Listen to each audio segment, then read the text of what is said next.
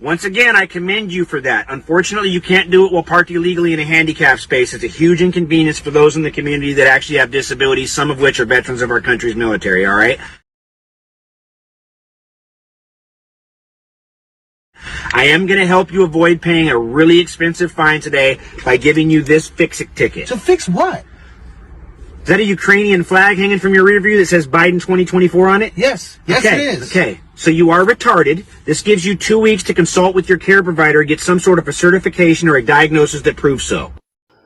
Wow. Turn up the heat, boys. Love it. Hilarious.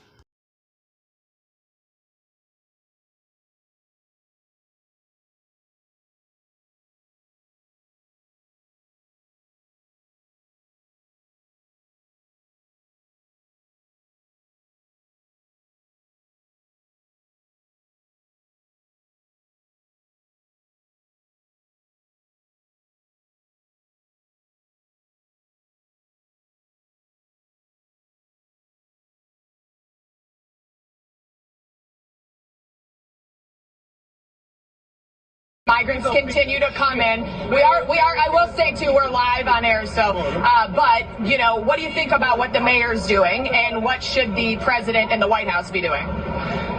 This is up to us. This is up to each and every one of us to stand up. Nobody's coming here for us. Right. We're here for ourselves. If we don't get up and fight for our city, nobody's coming for us. They're coming to destroy it. The reason why they're here is to steal our votes. Right. We're not going to be able to live. They're stealing our votes, our kids' future, my birthright. Our United States is great city that I refuse to leave. Do you understand? Nobody's coming for us. These elected officials aren't even elected. They're using absentee ballots. They're being selected. They're operating without. What did you think that AOC, you know, when she came out and other members of Congress and they had this press conference, what did you think about their comments? They will never be allowed to walk down the streets again. Yes. They have destroyed our city, and New York, especially Queens, is woken up. Let's pull away from this. You see the anger among migrants. The only ballot drop box in Cuyahoga County, Ohio. You can see this woman right here casting her vote. Did you vote for Reagan or Jimmy Carter? Carter, okay. We don't want to get too personal with people here, but you can see there's actually a traffic.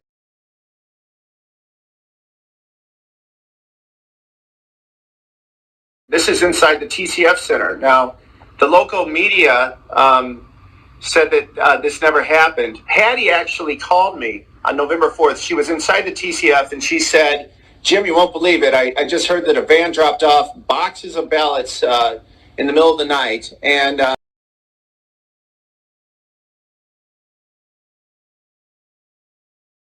she was working inside the TCF that morning. So we put in a request to get this video. It took months.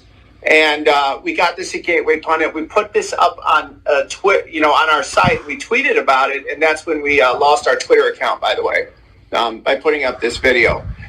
There's a lead car, an escort car that comes in. You can see here each time he hands something to the people inside, and then this van drives in, and they actually came in twice. Now, we had local media, one of the top reporters there. I'm not going to mention his name. He said that this never happened. He was there all night. There was no fraud. Nothing happened.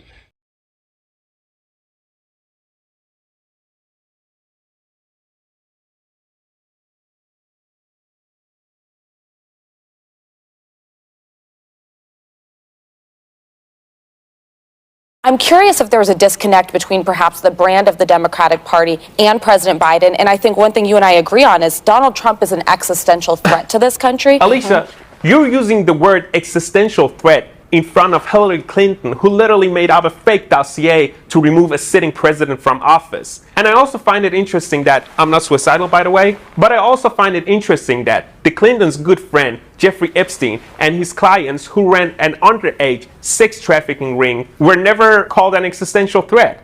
I wonder if that's because Bill Clinton took 26 trips on Epstein's private jet and visited his underage sex island. So let's talk about that, then we can maybe talk about why the client list was never made public.